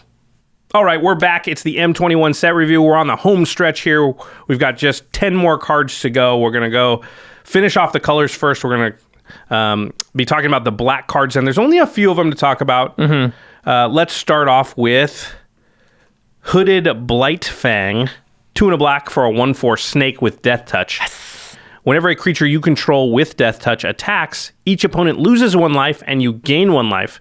Whenever a creature you control with Death Touch deals damage to a planeswalker, destroy that planeswalker. So Death Touch for planeswalkers. Death Touch Tribal, we've seen more of this sort of keyword tribal over the last couple of years. We have some Keywords are just important these days. Yeah, we have some Menachem Tribal. We're getting some Death Touch Tribal. We've had some of this. This definitely encourages you to play more Death Touchy creatures. Yep. We've seen this effect as well, the second one, when a creature you control deals damage to a planeswalker, destroy that planeswalker with Vraska Swarm's Eminence, because she makes these little 1/1 black assassin creatures with Death Touch. And that's also in the Death Touch Tribal world. I think Pestilent Spirit might have been the first time that we were sort of being signaled that Death Touch Tribal might be a thing. It's this interesting 2 and a black 3/2 with Menachem and Death Touch. Instants and sorcery spells you control have Death Touch, so any amount of damage they deal to a creature is enough to destroy it. So I could see an interesting like black-red Death Touch Tribal. Don't let none of your things live type deck. Don't you have to be in green though, so you can play the Vraska and stuff too? So maybe it's more so like... maybe it's, yeah. It's Sultai. No, what is that? It's black, red, green. It's Jund. Jund. I said junk. It's Jund. It's Jund. Okran Assassin is a 1/1 with Death Touch. All creatures able to block Okran Assassin do so. And Oran Frostfang, you're right. You do have to play green for this. It's a snow creature, 3 green, attacking creatures you control at Death Touch. And similar to what Bow of Nylea does as well, which is give your attacking creatures Death Touch. Yeah, I think giving... you're going to be in a Death Touch deck. You're going to want enough Death Touch in the deck to even consider playing this. And I don't know if we're quite at a critical mass of Death Touch Matters payoffs yet, yeah, for that deck to really exist. But if you wanted to try it, I think good cards in that deck would be ones that turn your Death Touchers into pingers. We talk about this a lot. So Viridian Longbow and Thornbite Staff. Even better with Hooded Blightfang, because when a creature you control with Death Touch deals damage to a planeswalker, it doesn't say combat damage. So you could ping the planeswalkers and kill them. Wow. Too. So that would be pretty good if you can turn them into Tims, basically. Do you think they did that on purpose? Because I hope so. Right, the first one is about attacking, and the second one just says deals damage. Yeah. All they had to put was the word combat in there, and it'd be way worse. But I love that. That's great. So Hornet Queen too, just because you want a lot of Death Touchers, and that creates a bunch of them. Hornet Nest, we keep mentioning. Maybe Hornet Nest stock is going to go up here. Bees are pretty helpful. Yeah. Maybe not hornets, but... So this is a way to make more Death Touchers, because you just want like 5-6 Death Touchers out to get a lot of that trigger on the drain ability. So, yeah. Okay, so this card I think is right in the middle. It's fine, but it definitely is opening a door, and we'll see how far that door gets kicked open in the next, It seems like the door's just a little open now. Yeah, and it's we like can see in. It's opening one at a time. All right, peer into the abyss. Talking about seeing into something. Maybe the newest, creepiest art ever. What do you think? It's pretty creepy. It's pretty creepy. If we ever do a Halloween episode like that again, this is on the list, right? Yeah, seriously. This is how I feel like when I wake up after a day in quarantine, just eating so much the last day. I'm just like, oh, why did I do that to myself? yeah. All right, this is 4 black for a sorcery. Target player draws cards equal to half the number of cards in their library and loses half their life, and you're going to round up each time to do so. So 7 mana, pretty much draw all the cards yourself or make someone else do it and lose a bunch of life. Probably draw like around 40 cards. Yeah. And then lose half your life. Yeah, you're gonna want to ramp this out if you're doing it. If you're doing it to other people, well, hey, your Nekusar deck loves this, right? Yeah, I'm not. Yeah, because it just kills somebody, right? Like Just one almost man every kills time, somebody, it's yeah. like play this, kill you. Even if you have 60 cards left, you'll draw 30, take 30 from Nekusar, and then you'll draw 30, take half your life, and then take 30 from Nekusar for drawing the 30, right? Yeah, there's no way you live past that, right? I don't think so. And then Psychosis Crawler is the inverse, where it's for every one you draw, your opponents take that many. So you would point it at yourself. There you go. Draw 40, hopefully, and then kill everybody. Or 30, maybe it's later in the game, so everybody's taking some damage. Yeah, if you have Villas Broker of Blood, I think you almost deck yourself doing this, because whenever you lose life, and you're losing life here... You draw a card. Yeah, so you're going to lose half that life, and you're going to draw that much life. I think you do die, right? Like, unless you're rounding up. So if you had like 10 cards... You have 11 cards in your librray, you're going to go down the... Wait, you draw 6, right? Because you're rounding up? 6, yeah. Oh, you died. You just died. It depends on what your life toll's at. If it's at 4 when you do that, then I think you live. Yeah. Right? Because you only lose 2. And then, yeah. Interesting. Narset, Parter of Veils. Each opponent can't draw more than 1 card each turn. So this just says lose half your life. Loses half their life and draws 1 card. Yeah. Okay. That's not... I don't think I would play it just for that. No, I don't think so. Yeah. This card is a card that Alice Kessler introduced me to, and it was very this is a CADH card, too. Notion Thief. Yeah. 2 blue, black, 3/1 flash. If an opponent would draw a card, except the first one they draw on each of their draw steps. Instead, that player skips that draw, and you draw a card. So you point this at them. They lose half their life, and then you draw the cards. Yeah, they only draw. Yeah, they don't draw any of the cards because it's outside their first draw step. Yeah, that's pretty good. That is pretty good. Good job, Notion Thief. I like Horizon Chimera because whenever you draw a card, you gain a life. Oh, hey. So you're gonna be up life probably after this is all over. Yeah, so I like that. 7 mana, right? Oh, Niv Mizzet Perun, another one. Whenever you draw a card that deals 1 damage to any target. Yep. Firemind, same thing. Right. So you'd point it at yourself, draw the card, maybe finish off player. Kill someone else. These out. last 2 I think are probably the best ones. It's Psychic Corrosion and Sphinx's Tutelage. So whenever you draw a card for Psychic Corrosion, each opponent puts the top 2 cards of their library into their graveyard. Oh, so half your deck times 2 times 2 is probably going to mill them decking out, everyone, right? And then Sphinx's Tutelage is whenever you draw a card, target opponent puts the top 2 cards of their library into their graveyard. However, if they're both non-lands that share a color, you repeat the process. So you're going to draw 40 cards. They're going to do that 40 times. There's a and you can point it at another person after that person's right.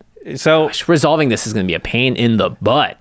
Psychic Corrosion is a lot easier to resolve. That's a good point. Yeah. Okay, so Appear into the Abyss. It's 7 mana. Obviously, this is not a do nothing card, but it is 7 mana. 7 mana, yeah. So you have to look and be like, all right, is it better to cast Omniscience types effects in my deck, or am I looking to play Appear into the Abyss and have to combo it with something else? I think it's going to be a little bit. It looks really flashy and awesome, but it's not actually that great. I think. Yeah, but there will be decks I think where it's going to be okay. Yeah, and it's just an instant win in a lot of decks too. So or at least an instant kill one player. Yeah. And again, if you're at 7 mana and you're comboing off with another card, that's I'd say a pretty standard. That's totally fine. That's around the time. If you could do 7 mana plus something else, then games probably should be ending anyway, right? Yeah. All right, the next card is the last black card we're going to talk about. It's Liliana's Standard Bearer. 2 and a black for a 3/1 zombie knight with flash. When it enters the battlefield, draw X cards where X is the number of creatures that died under your control this turn. Kind of cool. I like this. I thought zombies were like slow, so Flash doesn't make a ton of sense. That's a really good point. He's just like, it has Flash. We're like, doesn't look like it. It's one of those zombies from 28 Days Later. It's not the other zombies. Yeah, or the new was it the World War Z zombies? Yeah, it's not the Walking Dead zombies. The sprinters, yeah. So I thought about my Marchesa deck, obviously, because you can sack this card and then it could come back into the battlefield if you're sacking like 3 creatures with +1/+1 counters. Yep. Then you're going to draw X number of cards where all those creatures that died are in control this turn. So there's a little bit of play there. Anytime you're sacking your own creatures, aristocrats in general, this is probably going to be playable because a lot of times it's like, sack these 4 things, get some amount of value, flash this in, draw 4 cards. Yeah. Yeah. The Gravecrawler loop we talked about before. Again, now you can draw, right? For 4 mana, pretty much. You play the Gravecrawler, sack it to Phyrexian Altar over and over again, and you can flash in Liliana Standard Bearer, and you could draw like 90 cards. Yeah, if you want as many as you feel like. As many as you feel like, yeah. Yeah. Living Death, once again, this is a card that, again, it says sacrifices all creatures they control, and then you put the cards you exiled this way into the battlefield from your graveyard. So if Liliana Standard Bearer was in the graveyard and played Living Death, you might draw a bunch there. Garna the Blood Flame is a deck. I kind of want to build this. It's a flash card. When it enters the battlefield, return to your hand all creature cards in your graveyard that are put there from anywhere this turn. So it's kind of like the eggs thing where you want to sack everything. And right, that deck is built for a lot of things to die all at once, which means Liliana Standard Bearer would probably be good in that deck. Yeah. Shirei, Shizo's Caretaker, which brings back creatures with power 1 or less from your graveyard to the battlefield. So that is sacking a lot of creatures. So Liliana Standard Bearer will be good. Yeah, and then there's like Awakening Zone and From Beyond, or any of these cards that make Eldrazi spawn or Scions, because these are little creatures that almost act like treasure tokens. You sack them to add, but in this case, just a colorless mana. I mean, imagine just like Modest scenario, you sack 3 of those things, and then you flash this in, and you basically turn those Scions into cards, which is, pretty good. Like, a lot of times you're like, I have 3 of these Scions. Do you want each of those to be a card from your deck? Yes, I do. That would be sweet. Thank you. People play Painful Truths, which is 2 in a black, that at most can draw you 3 cards. Liliana Standard Bearer has a much higher rate and can be flashed in as well, so that's pretty good. Yeah. All right. That was black. Do we give it less points because it only really had 3 standouts? With red, we didn't even consider Chandra, but I guess she wasn't that great. And you're Sanctum, and then Red had the 2 commanders that I don't want to pretend didn't exist. Oh, Subira, right? And Garda or whatever, the dragon, one, that makes treasure tokens. I still think it's a B+. Yeah, B+ around there. Okay, so because those commanders don't add anything new. They're cool, I think, but they're not awesome. Yeah. Okay, so black has Veto. Black has Karavek, the Sanctum that drains, and the Liliana, which was okay. So not adding a ton there. I think not very many cards here. Black score is pretty low here. I think C- even, which is okay. Black, from our stats a couple years ago, was the strongest color in Commander. I think since then green has probably pulled ahead, but Black's in the top 3 colors, and I don't think needs a ton of help. Right. Black can do everything pretty much. It can draw cards, it can ramp, it can find ways of doing most things. There's nothing we're sitting around going, I wish black could do X. Like, black is fine. So the fact that it didn't get a lot of tools isn't the worst thing. Yeah. If you play a lot of black, it's probably a little disappointing. But it's kind of like you give the grade for the color, and then you give the grade for how you feel about it getting that grade. Right. It got a C-, but I think C- is actually not that bad in this case. Yeah. When white gets a C-, it's way worse than when black does. Yeah. How about that? All right, let's go to the multicolored. It's like systemic, actually, if you think about it. Okay, all right. Okay, multicolored cards. There's only 3 of them. The first one is Conclave Mentor. Green and a white, 2 mana for a 2/2 Centaur Cleric. If 1 or more 1/1 counters would be put on a creature you control, put that many +1 1/1 counters on that creature instead. So hardened scales, basically. Yeah, on the creature. And it says when Conclave Mentor dies, you gain life equal to its power. So if you've made it bigger, it will then give you more life when it dies. I mean, if a deck has hardened scales and is in green and white, then it probably wants this card too, right? You definitely do. And this is a conversation feels like we've had quite a bit of times. The +1/+1 matters decks that are all over the place. It's great when you have Gave Groove Spores, and the meme now is like, oh yay, finally a way for my Gave deck to go infinite. Yeah, exactly. You don't need another. You don't need another. But it's another thing that adds on to this. The Rayhan Last of the Abzan deck is actually, I think, growing a lot in popularity as well, especially with the new Commander Dies rules. Well, she got a little worse, unfortunately, with the Commander's Dies. So fortunately, I guess Conclave Mentor maybe buffs it up a little bit if you're playing a partner in here to get white in there. White. Yep.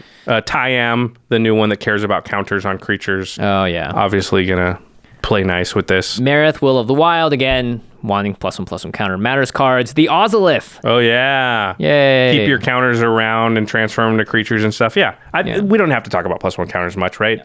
You know if you want a card like this. And it's an uncommon, which means it's going to be easily accessible, and I think that's great for just enabling. I think it's a pretty fun strategy, and it's one that appealed to me a lot when I first started playing. Mm-hmm. Okay, next up we have Experimental Overload.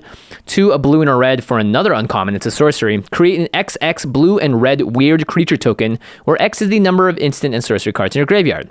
Then you may return an instant or a sorcery card from your graveyard to your hand. Exile Experimental Overload. So 4 mana, rebuy a spell pretty much. Sometimes get a big blue and red weird creature. Yeah, I mean, you're getting like a 3/3 or 4/4 most of the time, probably. Yeah. It harkens a little to Volcanic Visions, which I think is an underrated card and I like a lot. But this has less effect. Like, most of what you're doing is just getting the card back in your hand, right? Yeah. Yeah. Which I like less than Volcanic Visions, which is like, hey, wipe the board and get the card back in your hand, which will give you the time to cast the card that you just played. I guess a decent-sized creature might give you some time too, but yeah, it's okay. Yeah, we're stretching a little bit here for the multicolored. Because there's not very many. There's not very many, yeah. And like, oh, guess what? Real the Everwise. Instants and sorceries in graveyard. Morty, great. We done it. All right, the last multicolored card is Leafkin Avenger. 2 and a red for 2 a red and a green. 4 mana. For an elemental druid, it's a 4/3. Has 2 abilities. You can tap it and add green for each creature you control with power 4 or greater. Oh. That's a new line of text. Yeah. And then you can pay 7 and a red, and Leafkin Avenger deals damage equal to its power to target player or planeswalker. Okay. So infinite mana, this is one of those cards like the Invokers from the Eldrazi plane with the little Hedrons. Zendikar. Do a similar thing here. But this kind of reads like a guy's cradle for all those 4+ power matters decks, right? Just a little bit. I mean, here's the thing. If you have, let's say you have 4+ power creatures on the battlefield. Okay. You're winning. You don't need a bunch more mana. Yeah. Like, you already have a bunch of mana on the table. You've clearly already created a lot of mana somehow, because how'd you cast all that stuff? Yeah, 4 mana for a mana dork is pretty aggressive. Yeah. But again, if you're playing your Omnath, Locus of Rage, or Royal decks, you're making a bunch of elementals and things in anyway. So, If you can create a lot of mana, this will just win the game by just funneling the mana into it. And so maybe there's some weird Staff of Domination loops you could get into by tapping itself to create the mana that you eventually activate you with have it. to make it red. You gotta make red. Yeah. Card's not It's great. an uncommon. Yeah. Okay. Stop talking about it. Oh, gosh. All right. Artifacts and colorless cards. There's Not only too 3 many. of them, and one of them we've talked about a lot already. So it's Chromatic Orrery. This was our preview card, 7 mana for a legendary artifact. You may spend mana as though it were mana of any color. You can tap it to add 5 colorless mana or 5 diamond mana to your mana pool, or you can pay 5 and tap it to draw a card for each color among permanents you control. Jimmy and I are both pretty mediocre, lackluster on this card. It's a lot of mana. Mm-hmm. One thing that people know that we did not mention is that, yes, this works well in a Joda deck. No, we Joda. mentioned that. I don't know why people said we didn't. I know. I thought we did too, and I read Yeah. the comments. I was like, are we sure? And I didn't check, but okay, I guess we did mention it. Anyway, if you want to hear a much more detailed breakdown about Chromatic Orrery, including us not really knowing what an orrery is, we now know it's like a recreation of the It's a model of like a solar system. Yeah, which is on every orrery. Just check out that episode. Well, obviously, you can just look up Chromatic Orrery. It should be one of the first things that come up. But we're not super high on this card. 7 mana. I mean, let's just talk about the blue cards that are under 7 mana that do more. Yeah, Sublime Epiphany is way better than this card. At 7 mana, you need to be making game-winning plays. This is setting you up for further plays, which Right. I think you're done with once you're... We already don't like Chromatic. A Gilded Lotus, right? Yeah. That's a 5 mana rock that you could say is, scaled around the same power level as Chromatic for 7. Yeah.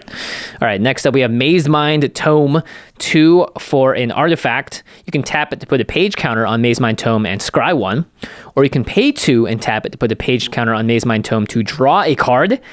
However, when there are 4 or more page counters on Maze Mind Tome, exile it. If you do, gain 4 life. Oh man, it was looking so sweet. Oh man. Right to that last bit, where you can only do this 4 times. You can scry for free, right? To 2 mana scry 1 immediately when it comes down. I can see a mono white or mono red deck maybe playing this card if you can bring it back with mono red artifacts. I mean, Endless Atlas already exists and doesn't... Well, you exile it. Yeah, you can't bring it back. Endless Atlas already exists, so if it's mono red, or Boros, you're running that first. And Endless Atlas, honestly, like, I've not been super happy with it. You run it out of necessity, but paying 2 mana for an artifact that you then have to pay 2 mana and tap to draw a card for is a really bad rate. That's 4 mana for 1 card, 6 mana for 2, 8 mana for 3, 10 mana for 4. This is not what you really want to be doing, because what do mono white and mono red decks also have as a disadvantage for their colors? Mana. They create less mana than the other colors. So you can't afford to be wasting it inefficiently like this. So I don't like this whole I don't like this whole attitude of, well, that's what white and red have, so you have to do it. But it's like it's even worse for them to waste more mana to draw cards than everybody else. And you're right. Even in a good scenario where you've got the mana and this is going, you can only do it 4 times. And then it goes away. It exiles itself too. It doesn't even want you to pull off other shenanigans with it. I just think it's a worse version of stuff that's already out there, and that other stuff is not even that great. Good, yeah. The colors are disadvantaged. You need to be able to jump another extra hurdle, but because it's an artifact, that means that every color can now play it, so you can't jump too hard of a hurdle. So it's in this weird place where it's just like, well, sorry, you're not the favorite child of the family. 2 places I think you may think about it are Aminatu, because you can flicker it, and Brago. And you're basically saying, I'm just going to tap this to scry the one. Aminatu does occasionally care about the top card of the library. Sometimes he'll draw. Yeah, and sometimes you might draw, but that's not the main thing it's there for. It's mainly like a thing that costs 2 mana to tap and scry, which is probably not good enough for most Aminatu and Brago decks, but if you have like a lower powered one or a budget one, maybe this fits in. But yeah, if you can't flicker it or something, like, I don't know. I mean, it is also Magical Christmas Land to say, I'm going to do this 5 times in a game. Yeah. In most games, like, you probably won't even do it 4. Like, you just won't have the mana to imagine drawing this on, like, turn 7. Yeah. But like, if you do, you're never going to have to worry about that last part, because the game won't go long enough. Yeah. All right. We're sorry, talking about too long. Sorry. We apologize. Someone out there's like, I like this card. Okay. All right.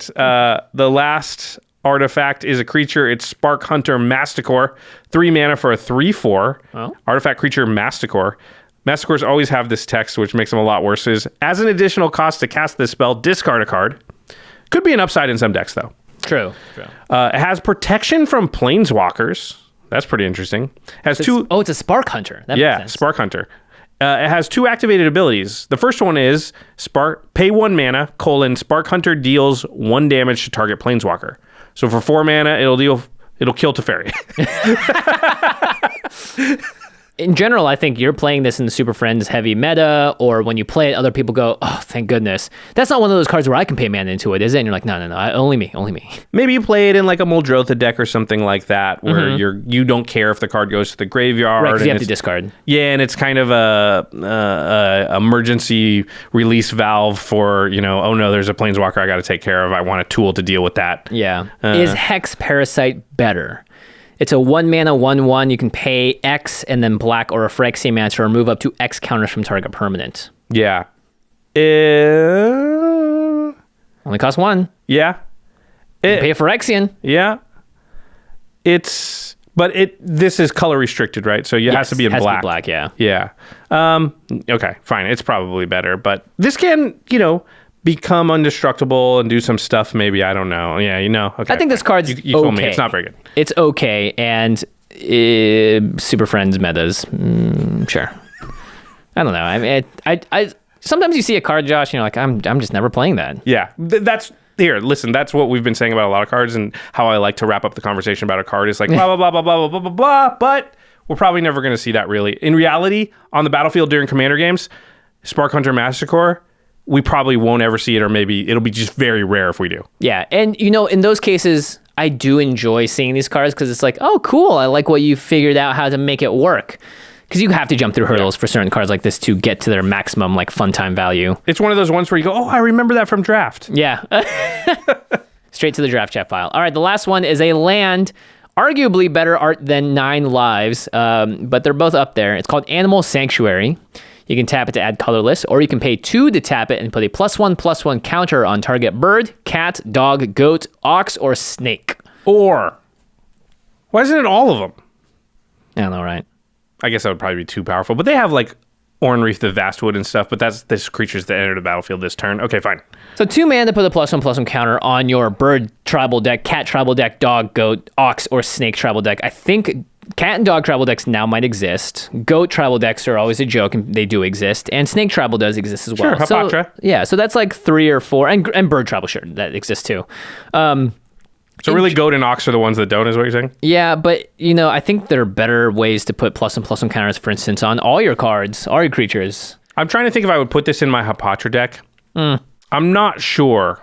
Because 1 counter on 1 snake is who cares? It's definitely not worth this being a land that I draw on my opening turn that makes it so I can't cast Hapatra on turn 2 because it's colorless. Yeah. It's at the cost of also a land that you're tapping that turn. 2 other lands too, so that's 3 mana. Put a 1/1 counter on something. Are you ever really doing that? And if you are, you're losing that game anyway, right? Yeah. Because if you're ever at a point where that's what you have to be doing, that's a play that you're making in a real game of Commander, 3 mana, put a 1/1 counter on something, you're either losing that game by 1 million or you're winning that game by 1 million. And you just have the liberty to run around and be like, and sure, all Animal Sanctuary. Yeah, why not? It doesn't come in tapped like a lot of these sort of specialty lands do.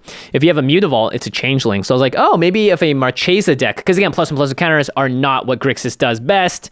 So if you had some weird Marchesa deck where they're all changelings, and then you can use Animal Sanctuary to put a +1/+1 counter on it, Now, this is find some hurdles. The mind of Jimmy. Find some hurdles. Through the lens of my Marchesa deck, is this even good? Yeah, it happens a few times every episode where it's like, Jimmy, where are you going? It's like, gotta go look through the lens of my Marchesa deck. Okay, I'm pulling out all the cards that we talked about last episode too, because we're going to go into our favorite questions here, which are our favorite cards and what we feel are our favorite card, right, and what we feel is the most powerful new card in the set. And I'm just pulling out some the big nominees.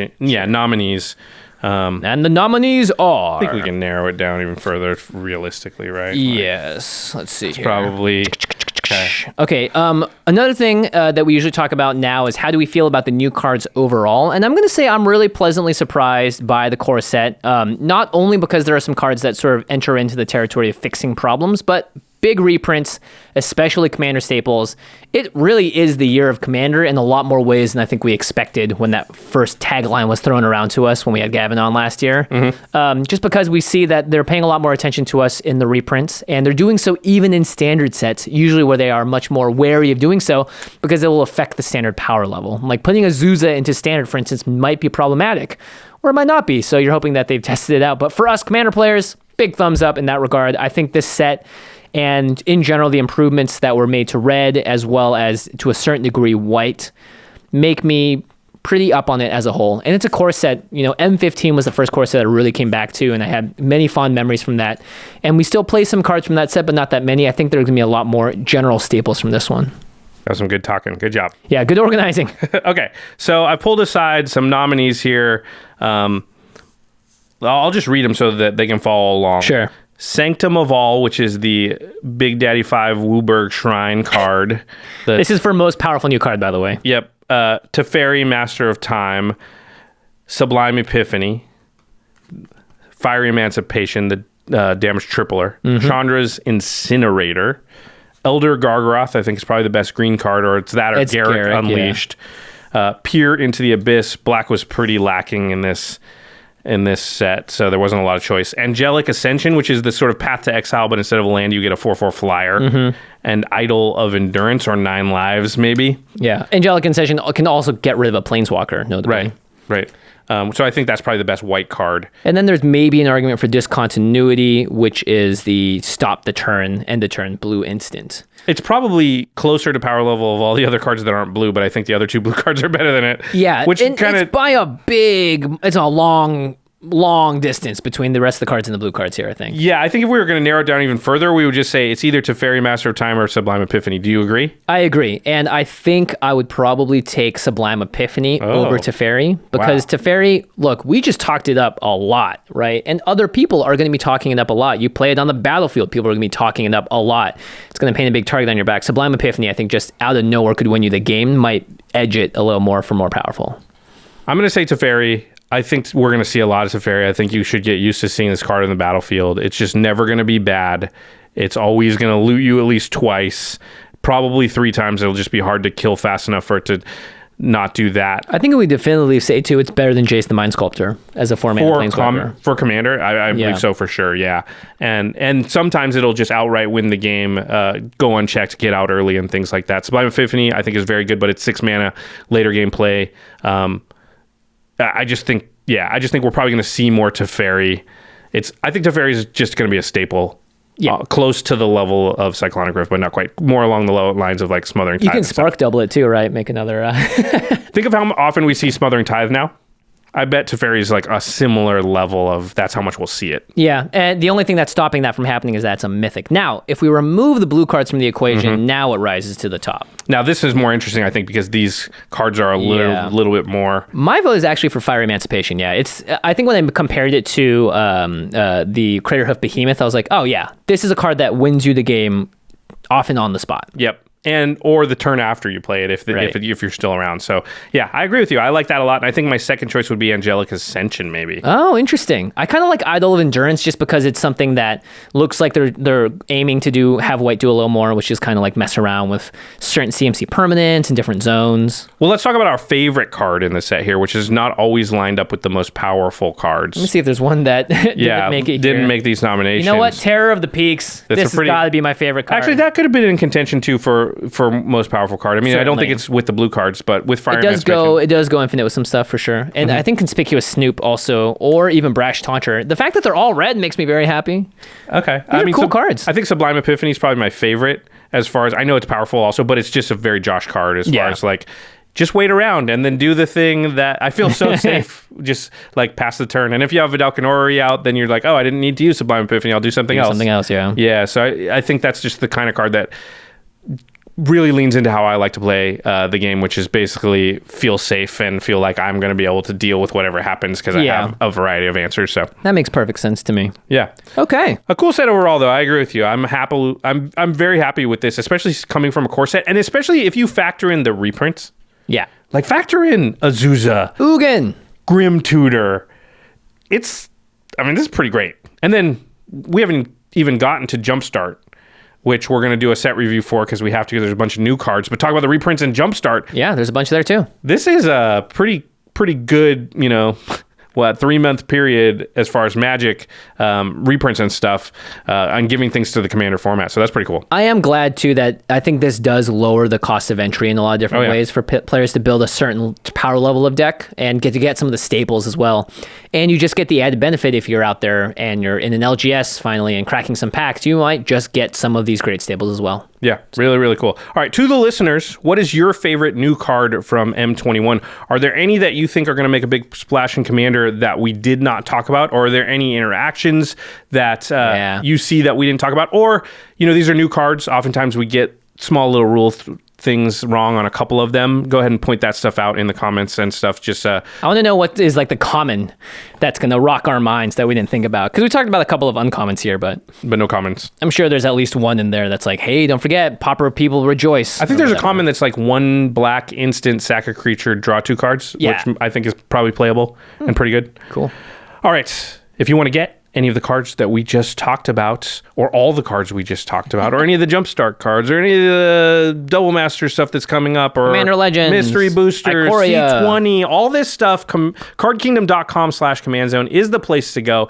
You're going to buy this stuff anyway. You really want to get all these cards, jam them into your decks. If you just use our affiliate link when you purchase all that stuff, you really are simultaneously helping out game nights, this podcast, Extra Turns, I'm going to say it. We've been working on Extra Turns. Those are hopefully coming down the pipe pretty soon. Exciting. So yeah, definitely big thanks to everybody who supports our sponsors.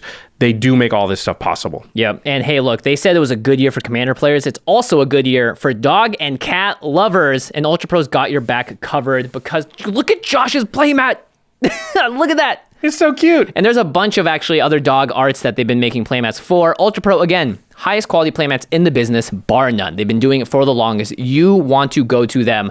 You don't want to just order something off another website of another company, because honestly, I've done it in the past. The colors aren't as crisp. They're a little washed out. They're not allowed to use some of the art. And so UltraPro is the one that we could just go to and trust, because it's, for me, affordable, and it's a great way to protect my cards. And it's a great way to theme out what I'm playing with. And it makes me happier, because that's, those small things definitely add up. I'm the guy that's looking through the Marchesa lens every time. I'm the guy that's also going to want to deck out my box a little bit to look a little more on theme with what I'm doing. Yeah, it's funny because you and DJ have definitely, and Cassius have definitely like rubbed off on me. And Yeah. that, like when I'm like, we built that Obosh deck a few weeks back, and I ordered all the cards. I'm like, okay, I have to get Rakdos sleeves. I have to get a Rakdos deck box. I got to get something that's Rakdos themed for the playmat when I play it. And I'm like, I never used to do that. But UltraPro is the best place to find everything together under the same banner that's going to fit any theme that you can come up with. They really are the best at that stuff. And you can find it everywhere, including cardcame.com/commandzone, as well as just in your regular stores. And it's a great way to support your LGS if they stock that product. All right, now it's time for the end step, Uh-oh. where we talk about something cool outside the world of Magic. We promised it this time, too. Yeah, because we skipped it last time. Have we ever talked about music? I'll give a quick music recommendation. Let's go for it. Run the Jewels, which is a band that has a couple of iconic music videos. We just released a new album. It's very, if you like hip hop and rap, it's very fun. And I think it's very present to what's happening in the world right now. So it's a very relevant album. Run the Jewels? Run the Jewels, yeah, it's the band name. And I've never even heard of them. What? No way. No. If I played you a couple of their songs, I'll play it after this. You'll recognize. Can't play it now because there'll be copyright infringement stuff. Yeah, sorry. The DMCA we request sing is it already badly, happening. maybe at the beginning of it's that kind of okay. The album is called RTJ4. So Okay. Run the Jewels 4, I think, is their fourth album. The Jewels 4. Did you have one though? Huh? Did you have one? You look like you're about to. I'll save it for next time. I don't want to waste end steps, man. That was a good one. It's a good point. Yeah. Okay. All right. Big thanks to our editing, graphics, and logistics team, which is Ashlyn Rose, Craig Blanchett, Manson Lung, Lady Danger, Jake Boss, Josh Murphy, Alfred Estaca, and Sam Waldo. And special thanks, as always, to Geoffrey Palmer. You can find him on Twitter at LivingCardsMTG. He's doing the living backgrounds behind us here on set, and they start and end our show at youtube.com/The Command Zone Podcast. So big thanks, as always, Jeff. Thank you, Jeffrey. And thank you, everybody out there, for watching. And we'll see you next time. Peace.